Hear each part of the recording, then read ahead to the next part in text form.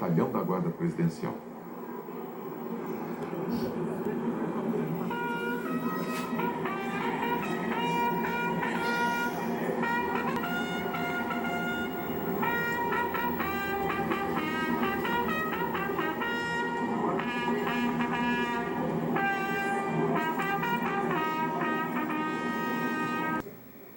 Aí estarão integrantes tanto do Exército quanto da Marinha e da Supremo das Forças Armadas. É o que vamos...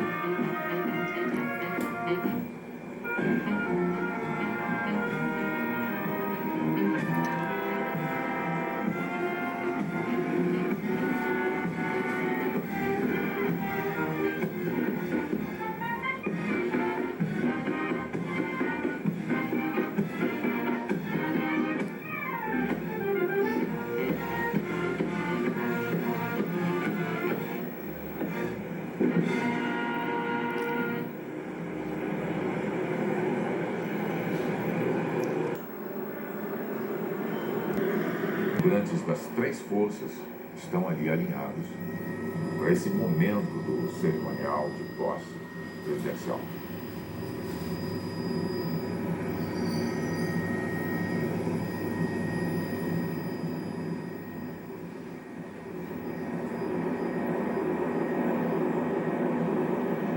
São imagens muito bonitas, plasticamente muito bonitas, e bonitas também porque estão coroando aí o processo democrático de uma eleição. São imagens para a história. Até as nuvens de Brasília parecem ter ficado mais bonitas hoje para que o quadro tivesse essas cores e tivesse essa beleza.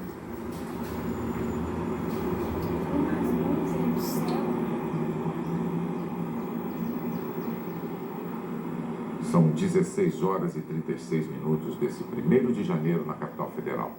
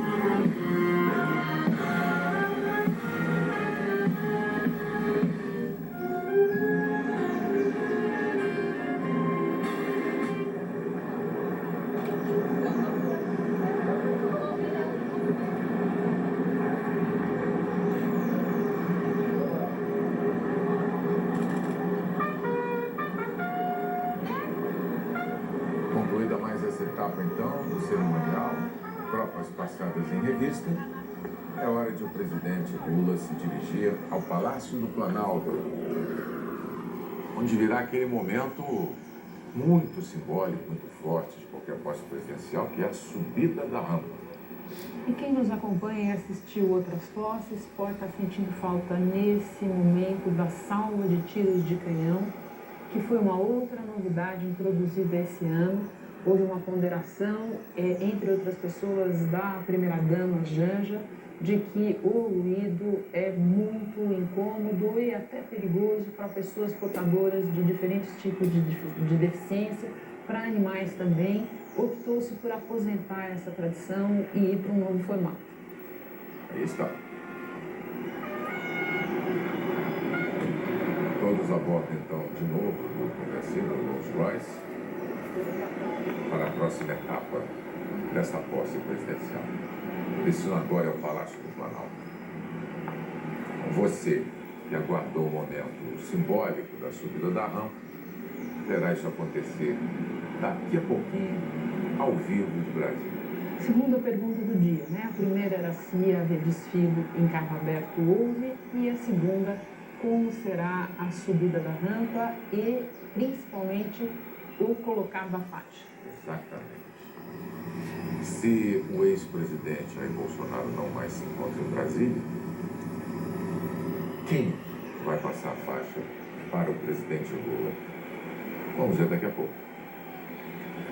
Eu separei aqui alguns indicadores, em alguns indicadores essenciais, o Brasil é básico aqui, que é a tríplice viral obrigatória, e hoje nós baixamos Os fake news, os negacionismos de toda ordem e até, por que não dizer, os terraplanismos, né? Mas vamos em frente. Há muito a se recuperar. a pequena contramão que eu mencionei. Se fosse um dia normal, se a esplanada tivesse aberta, o sentido mobilizado para esse deslocamento. Também sua esposa, do Alckmin.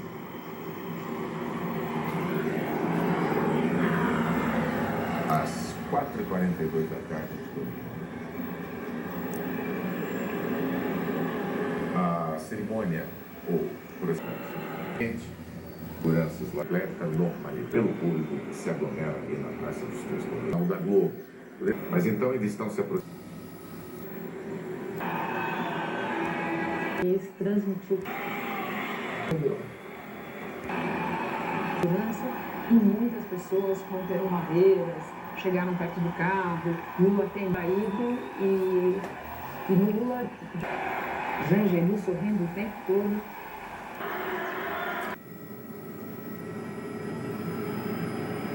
Exato. Gravar.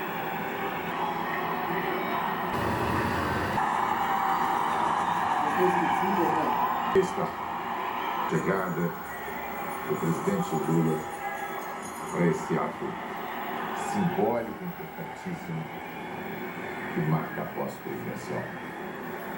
Lembrando que Lula vai voltar a morar em Brasília, depois onde viveu.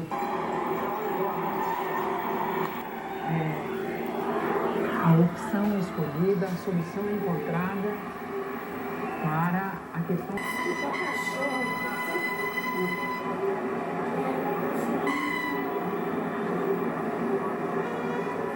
Lula da Silva está prestes a subir a rampa da condição de presidente da República 3 vezes, as 3 pelo voto popular em eleições diretas e limpas.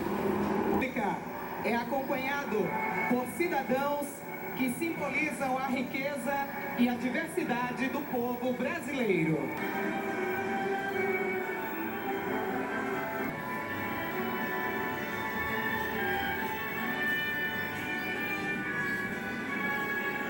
Aí está então o simbolismo que é esse momento da subida da rampa.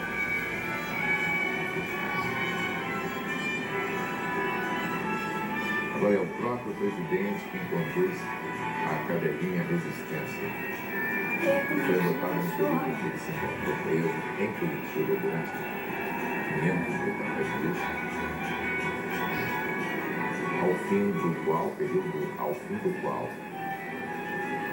Ele recuperou o direito de se candidatar à presidência da República com a anulação de processos por incompetência da 13ª Vara Executiva e porque o Supremo julgou que ele não teve um julgamento imparcial como deveria.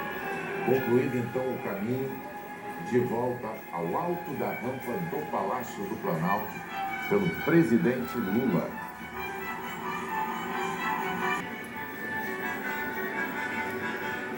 Aproveitar para fazer uma correção, um pedido de desculpas, um pouco mais portadora de deficiência e não pessoa com deficiência.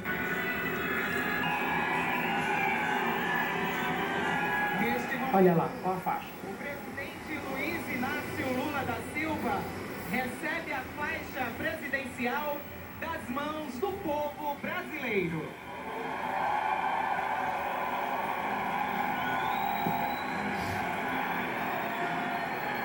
Aí está então a forma simbólica de contornar a ausência do antecessor para a entrega da faixa. Cidadãos brasileiros fazem esse gesto. E você testemunha ao vivo na Globo neste 1º de janeiro de 2023.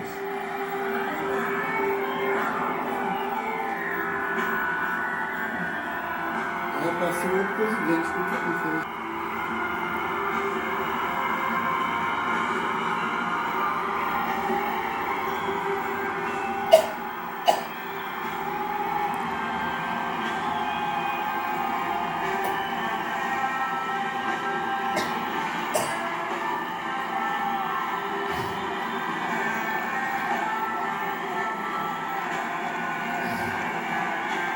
Música de Guilherme Arantes, Amanhã.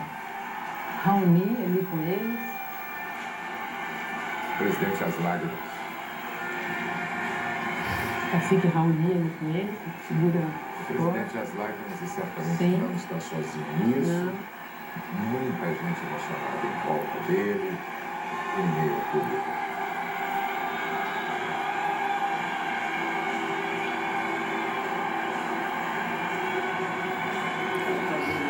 Chamou. Esse Alckmin, é possível. Alckmin, vem cá.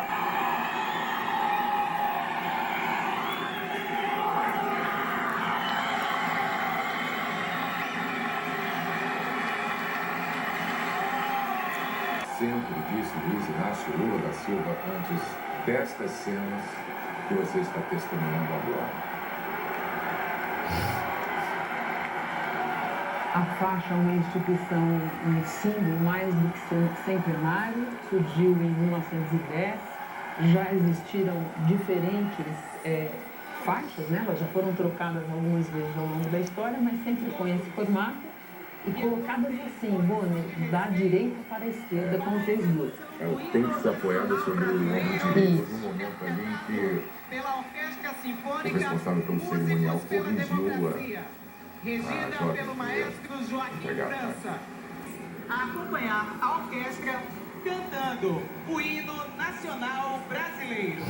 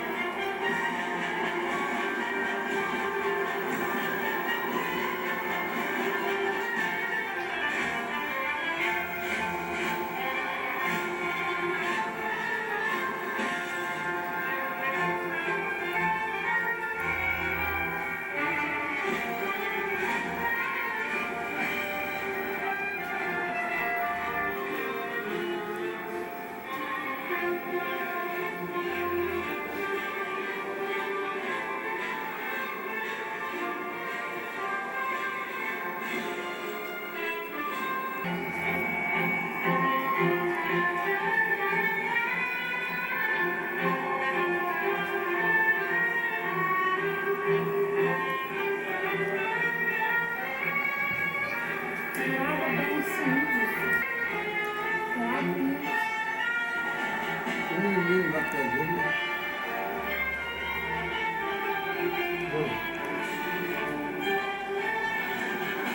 A música tá com a bola na boca, né?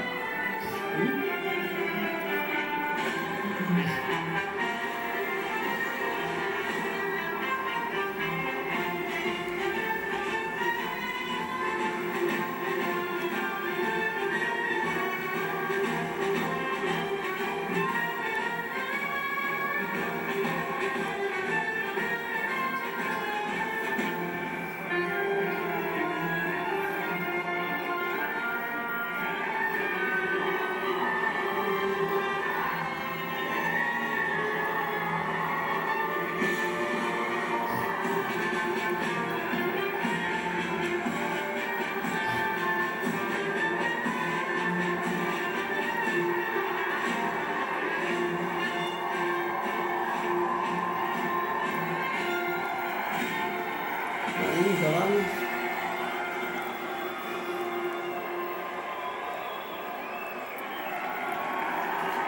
Bonner, agora contando um pouquinho mais sobre as pessoas que subiram a rampa com o presidente Lula. Começo falando pelo Francisco, esse menino de 10 anos que mora em Itaquera, na periferia de São Paulo, e assim como o presidente, é corintiano roxo, ficou em primeiro lugar no campeonato da Federação Aquática Paulista. É nadador, Francisco. Então, a Aline Souza também subiu, ela tem 33 anos. Ela é catadora desde os 14 e já é a terceira geração na família de catadores. Ela tem mãe e avó materna catadores na mesma cooperativa. Está lá também, como eu disse, o cacique Raoni, que dispensa apresentações. Ao lado dele, e seguem, então, os cidadãos que acompanharam o presidente. Wesley Rodrigues Rocha tem 36 anos, é simbolicamente um metalúrgico do ABC desde os 18 anos. Ele trabalha hoje em Diadema. Estava lá também o Murilo de Quadros Jesus, 28 anos, professor formado em letras, português e inglês, mora em Curitiba. Tem uma paranaense de Palotina, que hoje mora em Maringá. Ela se chama Jucimara Fausto dos Santos. A vida dela é cozinhar. Participou da vigília Lula Livre em Curitiba. Teve também o Ivan Baron, jovem potiguar do Rio Grande do Norte. Desde cedo teve que aprender o significado da palavra resistência. Ele teve meningite viral, Bonner, aos 3 anos de idade e ficou com sequelas dessa meningite. Ele foi uma das pessoas que subiu com o Lula rampa agora. E, finalmente, o Flávio Pereira, que tem 50 anos, nasceu em 1972, no dia 7 de maio. Ele é de Pinhalão, também do Paraná. Ele teve na vigília, naqueles dias de prisão do agora presidente Lula. Lula, presidente, pela terceira vez, em lágrimas de novo. E isso é absolutamente compreensível e deverá se repetir ainda por algumas vezes, porque agora ele se dirige ao palatório. Essa vai ser, portanto, a segunda vez em que Lula se pronuncia já eleito presidente. A primeira ainda dentro do Congresso, agora diante da multidão.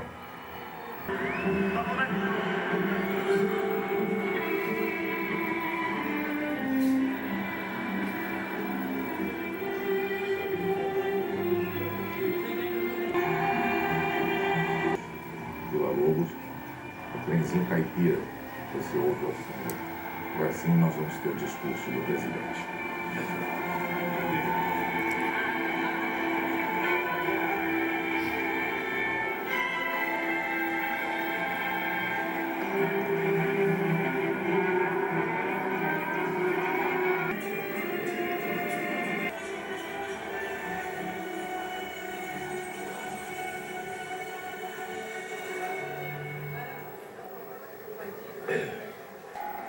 Começar fazendo uma saudação especial a cada um e a cada uma de vocês. Uma forma de lembrar e retribuir o carinho e a força que recebia todos os dias do povo brasileiro, representado pela vigília Lula Livre, num dos momentos mais difíceis da minha vida. Hoje, nesse que é um dos dias mais felizes da minha vida, a saudação que eu faço a vocês não poderia ser outra, tão singela e ao mesmo tempo tão cheia de significado. Boa tarde, povo brasileiro!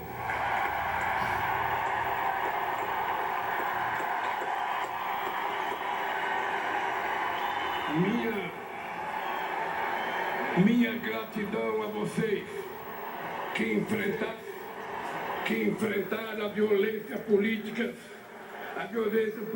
antes, durante e depois da campanha eleitoral, que ocuparam as redes sociais e que tomaram as ruas debaixo de sol e chuva, nem que fosse para conquistar um único e precioso voto. Que tiveram a coragem de vestir a nossa camisa e, ao mesmo tempo, agitar a bandeira do Brasil, quando uma minoria violenta e antidemocrática tentava censurar nossas cores e se apropriar do verde e amarelo que pertence a todo o povo brasileiro. A vocês que vieram de todos os cantos deste país, de perto ou de muito longe, de avião, de ônibus, de carro ou na boleia de um caminhão, de moto, bicicleta e até mesmo a pé, numa verdadeira caravana da esperança para esta festa da democracia. Mas quero me dirigir também aos que optaram por outros candidatos. Vou governar para 215 milhões de brasileiros e brasileiras, e não apenas para quem votou em mim. Vou governar para todos e todas, olhando para o nosso luminoso futuro em comum, e não pelo retrovisor de um passado de divisão e intolerância. A ninguém interessa um país em permanente pé de guerra, ou uma família vivendo em desarmonia. É hora de reatarmos os laços com amigos e familiares, rompidos pelo discurso de ódio e pela disseminação de tantas mentiras. Chega de ódio, fake news, armas e bombas. Nosso povo quer paz para trabalhar, estudar, cuidar da família e ser feliz. A disputa eleitoral acabou. Repito o que disse no meu pronunciamento após a vitória de 30 de outubro sobre a necessidade de unir o país. Não existem dois Brasis. Somos um único país, um único povo, uma grande nação. Somos todos brasileiros e brasileiras e compartilhamos uma mesma virtude. Nós não desistimos nunca. Ainda que nos arranquem todas as flores, uma por uma, pétala por pétala, nós sabemos que é sempre tempo de replantio e que a primavera há de chegar, e a primavera já chegou. Hoje, a alegria toma posse do Brasil, de braços dados com a esperança. Minhas queridas amigas e meus amigos, recentemente reli o discurso da minha primeira posse na Previdência em 2003. E o que li tornou ainda mais evidente o quanto o Brasil andou para trás. Naquele 1º de janeiro de 2003, aqui nesta mesma praça, eu e o meu querido vice José Alencar assumimos o compromisso de recuperar a dignidade e a autoestima do povo brasileiro, e recuperamos, de investir para melhorar as condições de vida de quem mais necessita, e investimos, de cuidar com carinho da saúde e da educação, e cuidamos. Mas o principal compromisso que assumimos em 2003 foi o de lutar contra a desigualdade e a extrema pobreza, e garantir a cada pessoa deste país o direito de tomar café da manhã, almoçar e jantar todo santo dia. E nós cumprimos esse compromisso. Acabamos com a fome e a miséria e reduzimos fortemente a desigualdade. Infelizmente, hoje, 20 anos depois, voltamos a um passado que julgamos enterrado. Muito do que fizemos foi desfeito de forma irresponsável e criminosa. A desigualdade e a extrema pobreza voltaram a crescer. A fome está de volta, e não por força do destino, não por obra da natureza, nem por vontade divina. A volta da fome é um crime, o mais grave de todos, cometido contra o povo brasileiro. A fome é filha da desigualdade, que é a mãe dos grandes males que atrasam o desenvolvimento do Brasil. A desigualdade pequena este nosso país de dimensões continentais, ao dividi-lo em partes que não se reconhecem. De um lado, uma pequena parcela da população que tudo tem. Do outro lado, uma multidão a quem tudo falta e uma classe média que vem empobrecendo ano a ano pelas injustiças do governo. Juntos somos fortes. Divididos seremos sempre o país do futuro que nunca chega e que vive em dívida permanente com o seu povo. Se queremos construir hoje o nosso futuro, se queremos viver num país plenamente desenvolvido para todos e todas, não pode haver lugar para tanta desigualdade. O Brasil é grande, mas a real grandeza de um país reside na felicidade de seu povo. E ninguém é feliz de fato em meio a tanta desigualdade. Minhas amigas e meus amigos, quando digo governar, eu quero dizer cuidar. Mais do que governar, vou cuidar com muito carinho deste país e do povo brasileiro. Nesses últimos anos, o Brasil voltou a ser um país mais desigual, um dos países mais desiguais do mundo. Há muito tempo não víamos tamanho abandono e desalento nas ruas. Mães garimpando lixo em busca de alimento para os seus filhos. Famílias inteiras dormindo ao relento, enfrentando o frio, a chuva e o medo. Crianças vendendo bala ou pedindo esmola, quando deveriam estar na escola, vivendo plenamente a infância que tem direito. Trabalhadores e trabalhadoras desempregados, exibindo nos semáforos cartazes de papelão com a frase que nos envergonha a todos. Por favor, me ajuda. Chorar.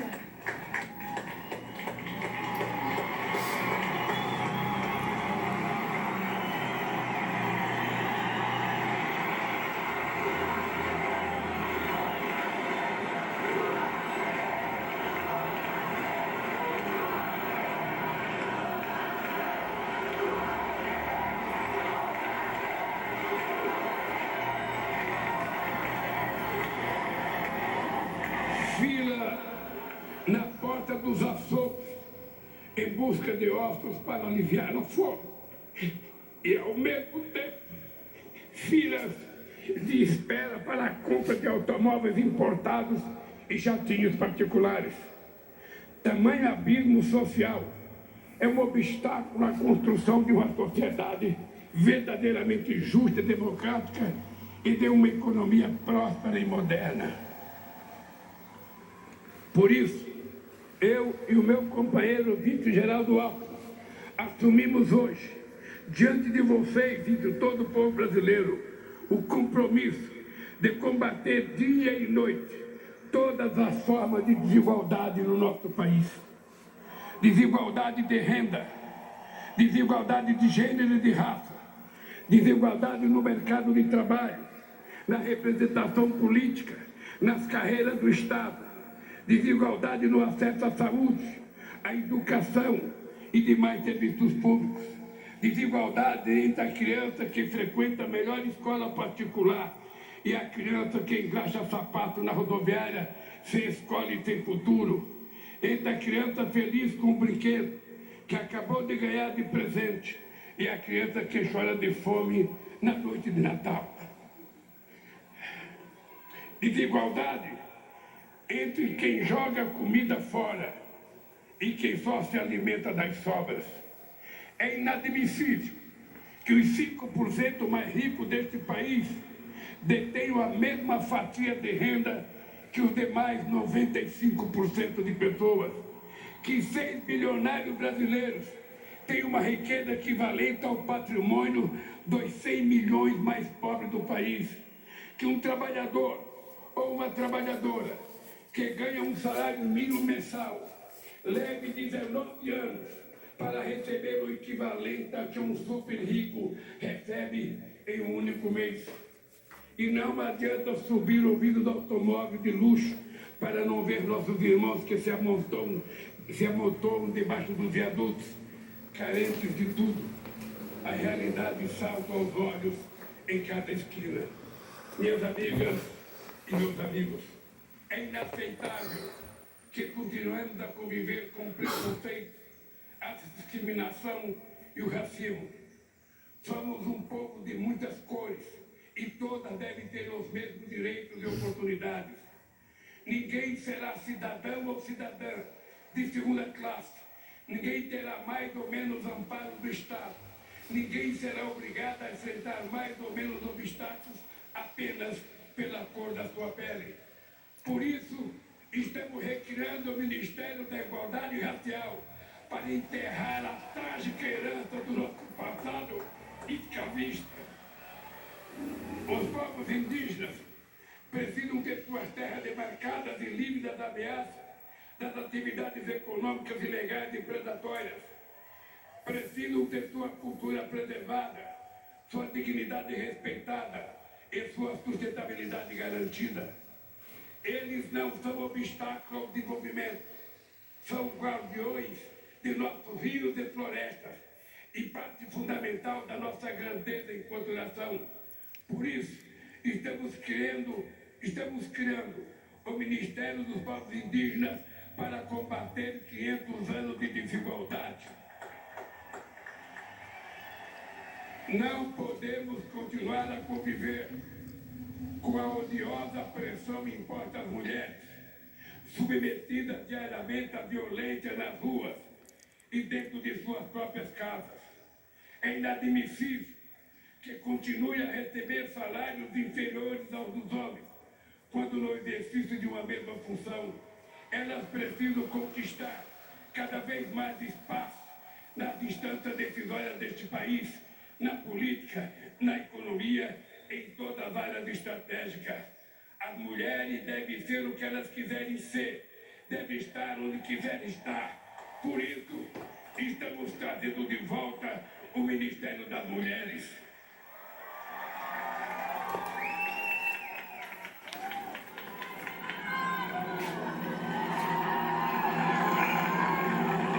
Foi para combater a desigualdade e suas sequelas que nós vencemos a eleição.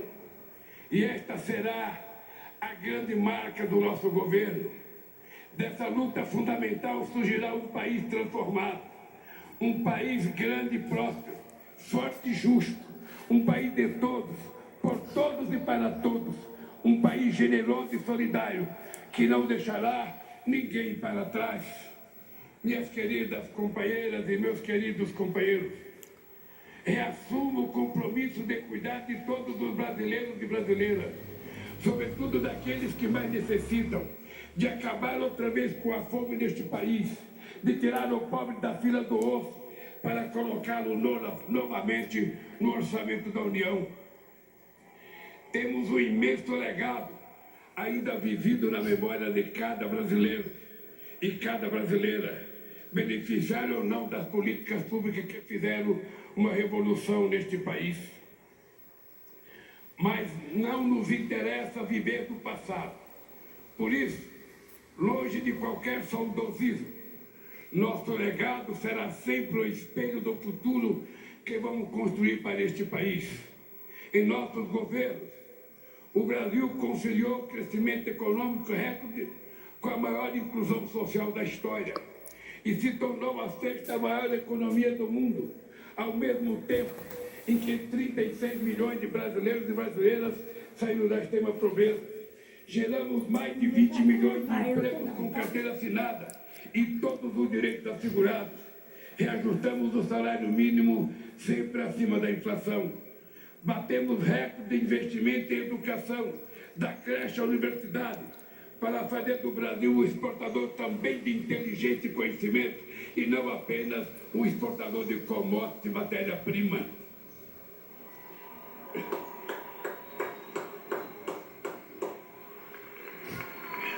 Nós,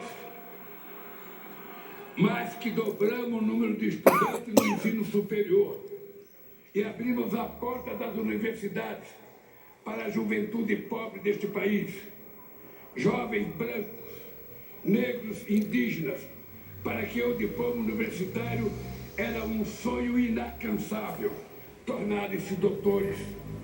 Combatemos um dos grandes focos de desigualdade, o acesso à saúde, porque o direito à vida não pode ser refém da quantidade de dinheiro que se tem no banco. Fizemos uma farmácia popular que forneceu medicamentos a quem mais precisava, e o Mais Médicos, que levou atendimento a cerca de 60 milhões de brasileiros e brasileiras das periferias das grandes cidades e nos pontos mais remotos do Brasil. Criamos o Brasil Sorridente para cuidar da saúde bucal de todos os brasileiros e brasileiras. Fortalecemos o nosso Sistema Único de Saúde e quero aproveitar para fazer um agradecimento especial aos profissionais do SUS pela grandiosidade do trabalho durante a pandemia.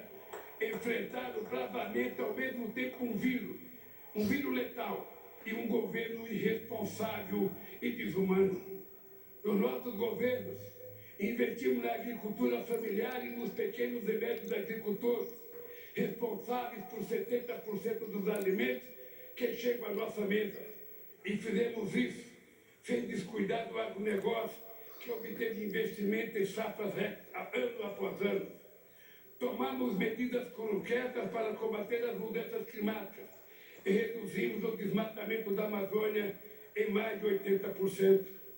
O Brasil consolidou-se como referência mundial no combate à desigualdade e à fome e passou a ser internacionalmente respeitado pela sua política externa ativa e altiva.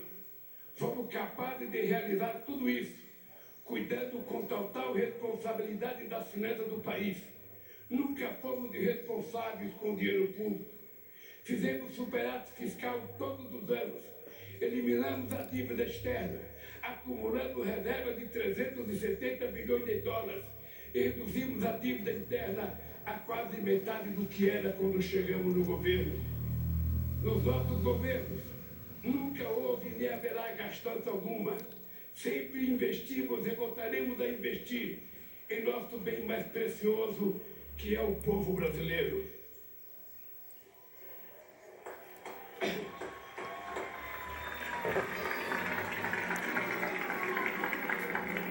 Infelizmente, muito do que construímos em 13 anos foi destruído em menos da metade desse tempo.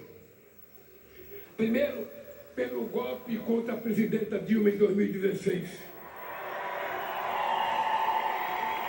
E, na sequência, pelos 4 anos de um governo de destruição nacional, cujo legado a história jamais perdoará. 700 mil brasileiros e brasileiras mortos pelo Covid-19, 125 milhões sofrendo algum grau de insegurança alimentar, de moderada a muito grave, e 33 milhões passando fome. Esses são apenas alguns números, que na verdade não são apenas números, estatísticas e indicadores. São pessoas, homens, mulheres e crianças, vítimas de um desgoverno, afinal derrotado pelo povo no histórico 30 de outubro de 2022. Os grupos técnicos do Gabinete de Transição, coordenada pelo meu vice Alckmin, que por 2 meses mergulharam nas entranhas do governo anterior, trouxeram a público a real dimensão da tragédia. O que o povo brasileiro sofreu nesses últimos anos foi a lenta e progressiva construção de um verdadeiro genocídio. quero citar a título de exemplo um pequeno trecho das 100 páginas desse verdadeiro relatório do CAL, produzido pelo Gabinete da Transição. Diz o relatório: o Brasil bateu recorde de feminicídio. As políticas de igualdade raciais sofreram um severo retrocesso. Produziu-se um desmonte das políticas da juventude e os direitos indígenas nunca foram tão ultrajados na história recente do país. Os livros didáticos que deverão ser usados no ano letivo de 2023 ainda não começaram a ser editados. Falta o remédio na farmácia popular. Não há estoque de vacinas para o enfrentamento das novas variantes da Covid-19. Faltam recursos para a compra de merenda escolar. As universidades corriam o risco de não concluir o ano letivo. Não existe recurso para a defesa civil e a prevenção de acidentes e desastres. E quem está pagando a conta deste apagão é outra vez o povo brasileiro. Meus amigos e minhas amigas, nesses últimos anos,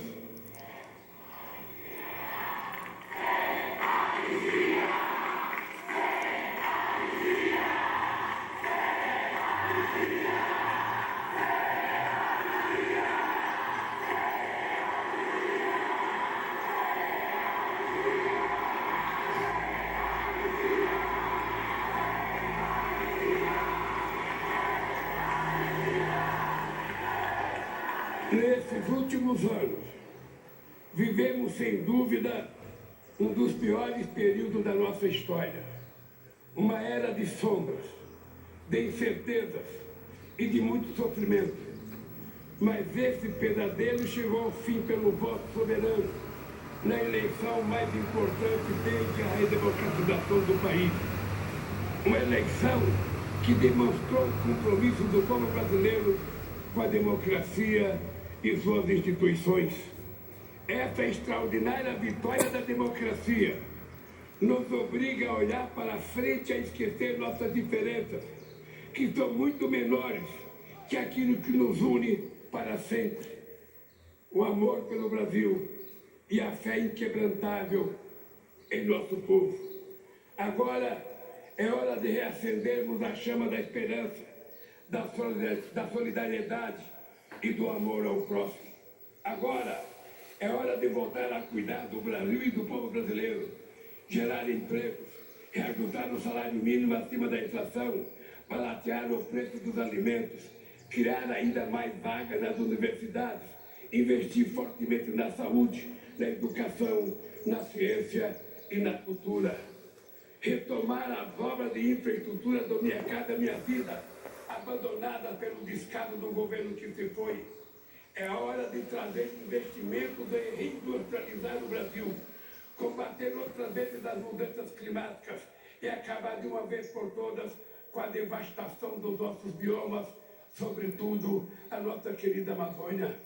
Romper com o isolamento internacional e voltar a se relacionar com todos os países do mundo. Não é hora para ressentimentos estéreis. Agora é hora do Brasil olhar para frente e voltar a sorrir. Vamos virar esta página e escrever em conjunto um novo e decisivo capítulo da nossa história. Nosso desafio comum é o da criação de um país justo, inclusivo, sustentável e criativo, democrático e soberano para todos os brasileiros e brasileiras. Fiz questão de dizer ao longo de toda a campanha: o Brasil tem jeito. E volto a dizer com toda a convicção, mesmo diante do quadro de destruição revelado pelo Gabinete da Transição, o Brasil tem jeito. Depende de nós, de todos nós, e vamos reconstruir este país. Em meus 4 anos de mandato, vamos trabalhar todos os dias para o Brasil vencer o atraso de mais de 350 anos de escravidão, para recuperar o tempo e as oportunidades perdidas nesses últimos anos, para reconquistar seu lugar de destaque no mundo e para que cada brasileiro e cada brasileira tenha o direito de voltar a sonhar e as oportunidades para realizar aquilo que sonha. Precisamos todos juntos reconstruir e transformar o nosso querido país. Mas só reconstruiremos e transformaremos de fato esse país se lutarmos com todas as forças contra tudo aquilo que o torna tão desigual. Essa tarefa não pode ser de apenas um presidente ou mesmo de um governo. É urgente e necessária a formação de uma frente ampla contra a desigualdade que envolva a sociedade como um todo. Trabalhadores, empresários, artistas, intelectuais, governadores, prefeitos, deputados, senadores, sindicatos, movimentos sociais, associações de classes, servidores públicos, profissionais liberais, líderes religiosos, cidadãos e cidadãos comuns. Afinal, é tempo de união e reconstrução do nosso país. Por isso, faço esse chamamento a todos os brasileiros e brasileiras que desejam um Brasil mais justo, solidário e democrático. Juntem-se a nós num grande mutirão contra a desigualdade. Quero terminar pedindo a cada um e a cada uma de vocês que a alegria de hoje seja a matéria-prima da luta de amanhã e de todos os dias que virão. Que a esperança de hoje fermenta o pão que há de ser repartido entre todos. E que estejamos sempre prontos a reagir em paz e em ordem a quaisquer ataques extremistas que queiram sabotar e destruir nossa democracia. Na luta pelo bem do Brasil, usaremos as armas que os nossos adversários mais temem. A verdade que se sobrepôs à mentira, a esperança que venceu o medo e o amor que derrotou o ódio. Viva o Brasil e viva o povo brasileiro!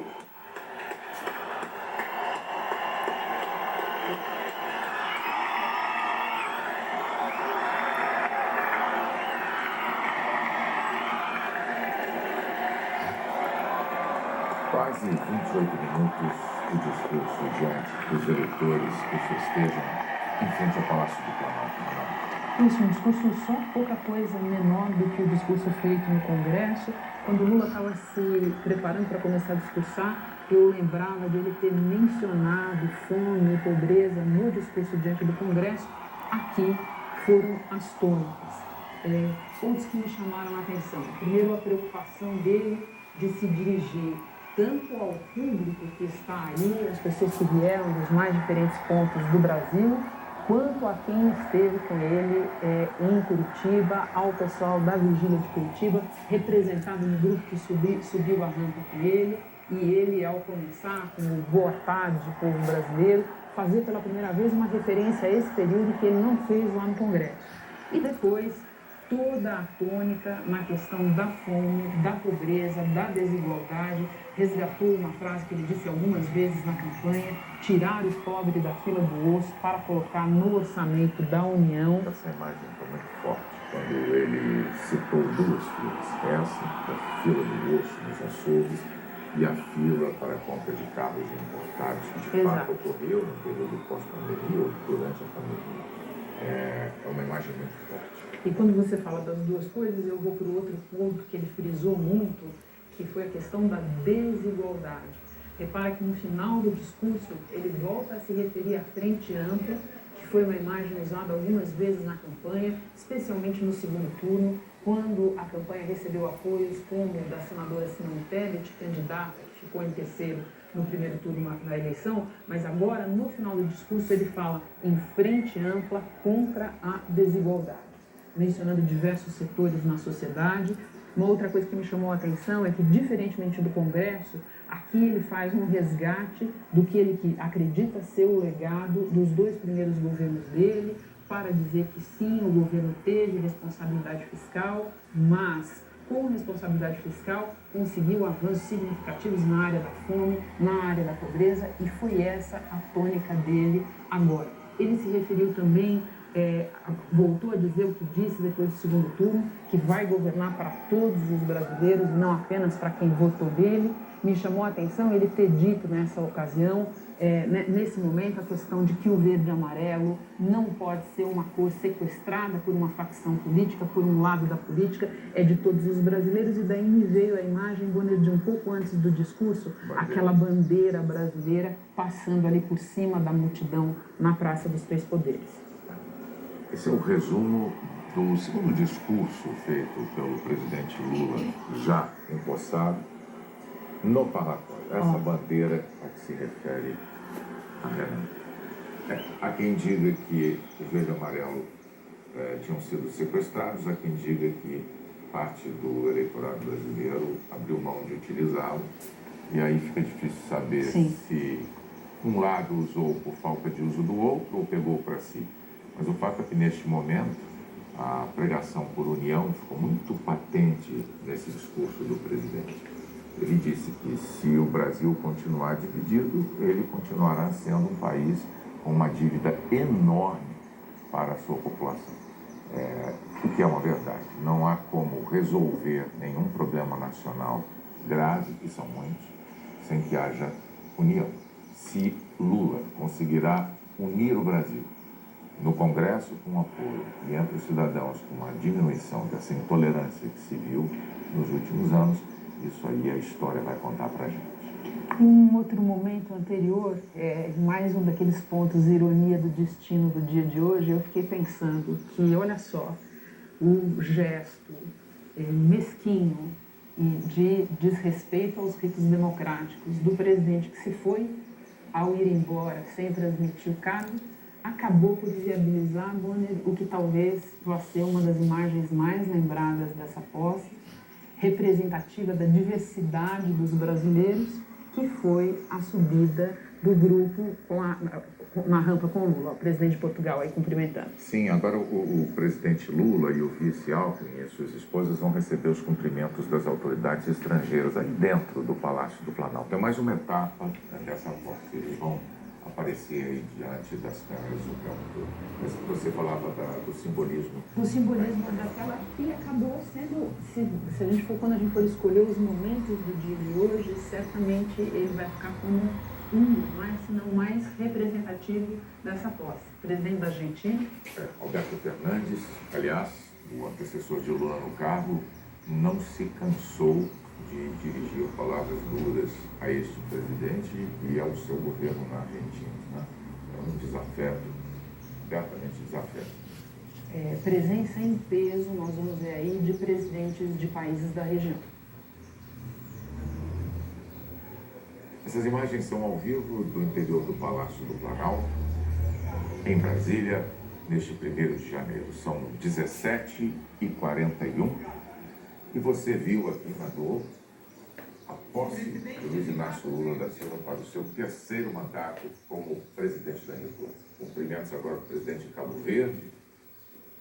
Eles vão se sucedendo, um a um, cumprindo aí esse ritual tradicional. É logo depois da manifestação do presidente à frente do público no parlatório que se dá esse tempo reservado para os cumprimentos das autoridades estrangeiras que se deslocaram para o Brasil num 1º de janeiro.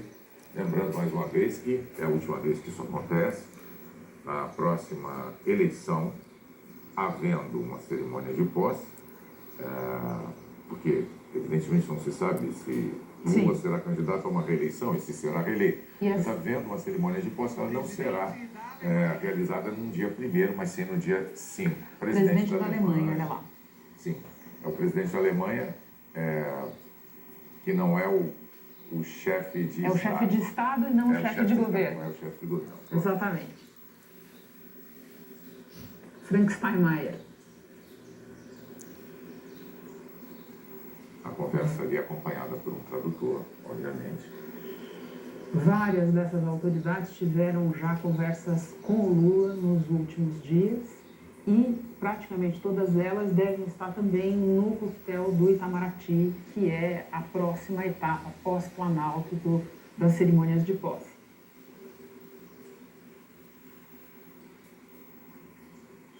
É um dia especial para a democracia brasileira, como eu disse lá no início, porque sempre que a democracia brasileira elege um presidente, ele toma posse dentro daquilo que a Constituição prevê, em respeito às leis eleitorais, sempre é um dia especial, é um dia histórico. Agora chega o rei da Espanha, Felipe VI, para cumprimentar Lula.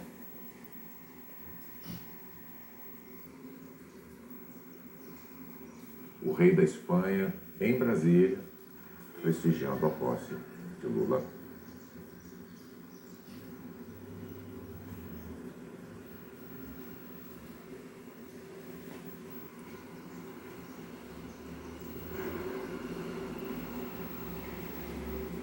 Você vê também os repórteres fotográficos ali Aglomerados. tentando de qualquer maneira capturar esses momentos para os seus países, para a imprensa de Sim. seus países, é óbvio.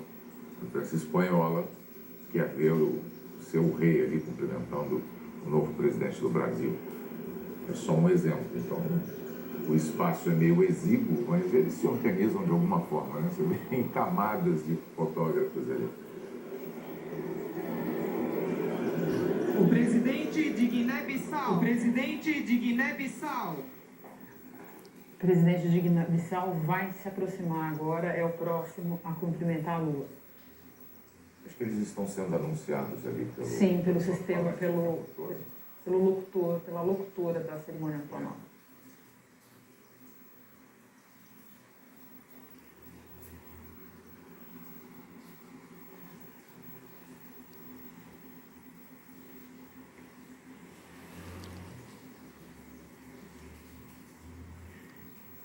Então, depois desses cumprimentos aí no interior do Palácio do Planalto, vai haver uma nomeação dos ministros, teoricamente a partir das 18 horas, né? Provavelmente vai haver aí algum atraso, porque eram 60 representantes Delegações estrangeiras, nem todas com chefe de Estado ou governo, mas mais de...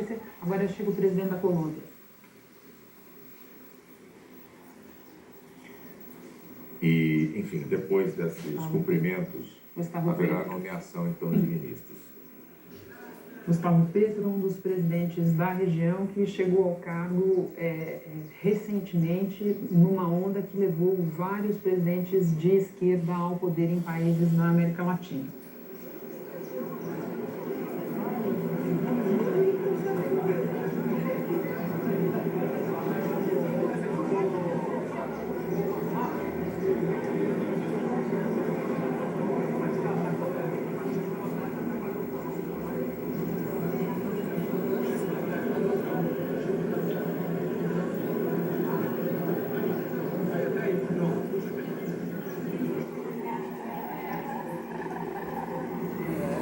O Brasil acompanhando a posse de Lula, este 1º de janeiro, para um mandato de 4 anos, ao fim dos quais ele terá permanecido à frente do governo durante 12 anos. Já é o único a alcançar o direito de governar o país como presidente por 3 vezes, e agora vai receber o Luiz primeiro. Lacalle-Pou, presidente do Uruguai, chega para cumprimentar Lula. Lacalle-Pou não se inscreve nesse grupo de presidentes que eu descrevi como mais à esquerda. Ele é um representante mais da centro-direita, está no governo do Uruguai. No momento tem várias questões com o Brasil, que o Uruguai está tentando criar um caminho para si, paralelo ao caminho do Mercosul. Mujica Também, de esquerda. A participação, a presença das autoridades uruguaias, tanto o atual quanto os seus antecessores, tem sempre um caráter simbólico, até mesmo por causa do Mercosul. Sim. Dessa integração regional, Sim. que é uma das bandeiras de campanha de novo fortalecimento do Mercosul. E o que você vê aí é essa questão que a gente estava falando de união, de institucionalidade, para além do campo político. Lacalle-Pou e Mujica são de campos bastante distintos. São aspectos ideológicos E, no diferentes. entanto, estão juntos aí na posse do Lula. E sorridentes. E sorridentes. O presidente do Equador. Agora é o representante do Equador para cumprimentar o presidente. Como eu disse, Guilherme Lasso, presidente do Equador, como eu disse, não só a presença de governantes é maior agora do que foi 4 anos atrás, como no caso da América do Sul, muito expressivamente. Vários estão aí.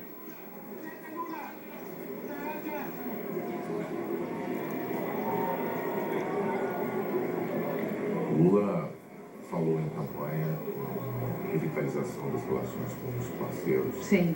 sul-americanos, Mercosul, e também com países africanos, que foi uma marca também do seu primeiro governo, estabelecer relações não apenas diplomáticas, mas comerciais, acordos com nações africanas. É uma das promessas de campanha dele, um dos anúncios para a sua política internacional. E o futuro ministro das Relações Exteriores, Mauro Vieira, que já foi ministro em governos petistas, já deu declarações nesse sentido. Agora a gente vê o presidente de Angola.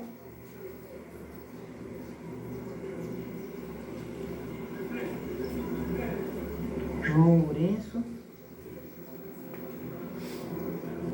Tinha acabado de dizer sobre os laços com nações africanas. Exatamente, Mas eu não exatamente. sabia que o próximo presidente a cumprimentá-lo era o de Angola. Foi apenas uma coincidência. Não chegamos a esse nível de previsão. Dos fatos aqui. Essas autoridades também estavam todas, a gente reconhece várias das pessoas, estavam todas também na cerimônia do Congresso. Para elas, a posse do Lula começou cedo. Elas foram acomodadas ali no plenário. Ó, o presidente da Bolívia, Luiz Arce, se aproximando.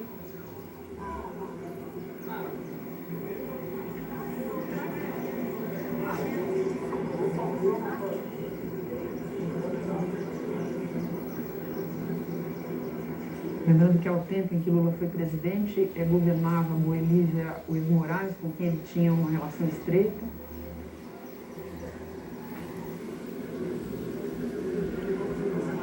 O presidente do Paraguai. O presidente do Paraguai, o Mário Abdo Benítez, agora. Ó, é Chile, na verdade. Avisam Gabriel Boric, o jovem Gabriel Boric, presidente do Chile. Este é de esquerda. Sim.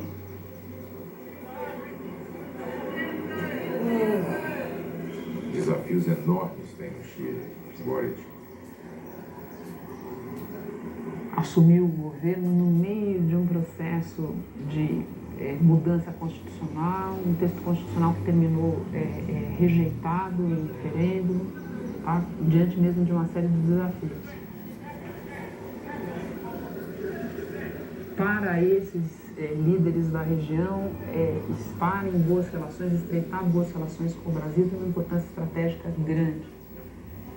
O Brasil é uma potência regional, é a potência sul-americana. Qualquer desses países vizinhos terá sempre em mente O presidente que é fundamental ter boas relações com o Brasil. E nesse sentido, a palavra de Lula, no sentido de estreitar relações, é sempre bem-vinda por todos. Agora sim, Mário Abdo Benítez, presidente do Paraguai. Exatamente.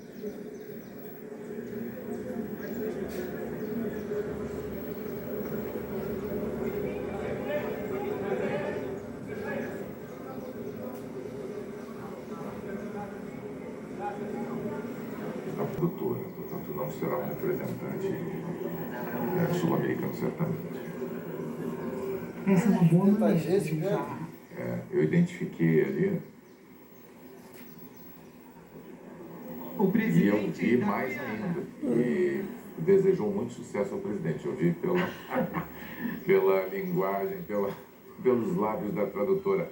Heraldo Pereira, que informações você tem pra gente, Heraldo?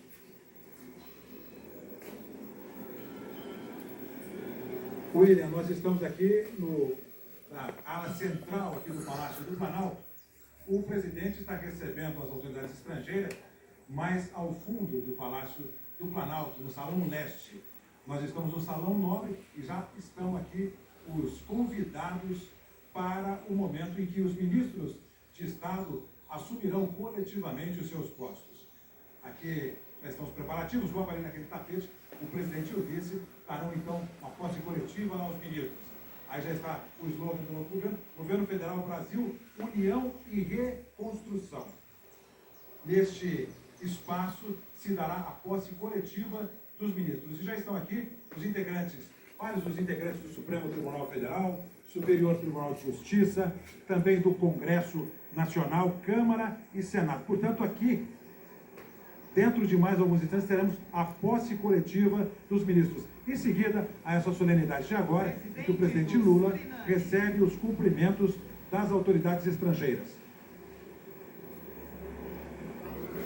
Olha, é sempre um prazer acompanhar a posse presidencial de um brasileiro. Sempre. Para todo jornalista é um prazer, porque esse é um momento de coroação, digamos assim, de um processo democrático, de escolha direta. Então, não apenas Luiz Inácio Lula da Silva e Geraldo Alckmin estão de parabéns, estão hoje empossados para assumirem seus cargos, mas os eleitores brasileiros que propiciaram isso, e eu acho que a imprensa brasileira, que acompanhou todos os fatos e que passou aí um período longo tendo que se desdobrar, além de informar as pessoas, tentando desfazer mentiras, fake news que foram surgindo. Então, um dia de posse, ao fim de um trabalho muito, muito intenso para todos nós jornalistas, e um dia de posse, ao fim de um período eleitoral tão conturbado, e que termina assim de maneira tão pacífica e tão civilizada, tem que ser celebrado. A democracia tem que ser celebrada. Parabéns a você, cidadão eleitor brasileiro. Parabéns, Renata. Melhor do Parabéns, ano. Boni. Melhor do ano, Renata. Parabéns, Boni. Eu soube que a enquete deu positivo. Deu. Você deve sim passar a usar tênis no Jornal da Globo. É sempre um prazer renovar. Foi a sua força eleitoral. Foi a sua força eleitoral. Sucesso. Renata Vasconcelos, sempre um prazer. Renata Vasconcelos, sempre um prazer trabalhar com ela no Jornal Nacional. Renata Lopretti, sempre um prazer trabalhar nessas empreitadas das eleições. Eu sou um sujeito de muita sorte. Inveja.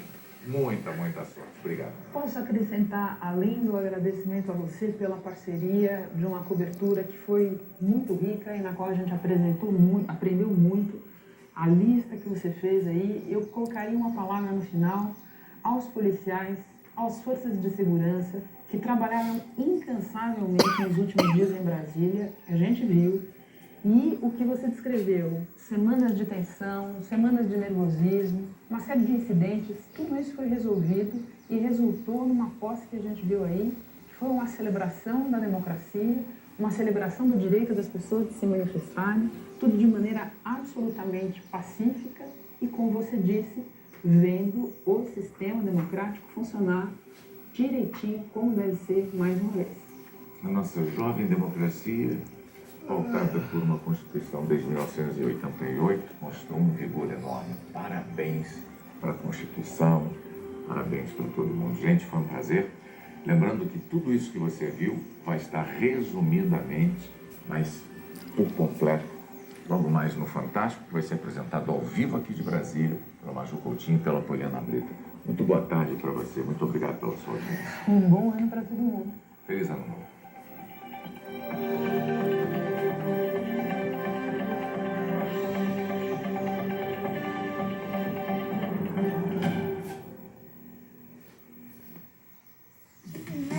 É garantia de sucesso.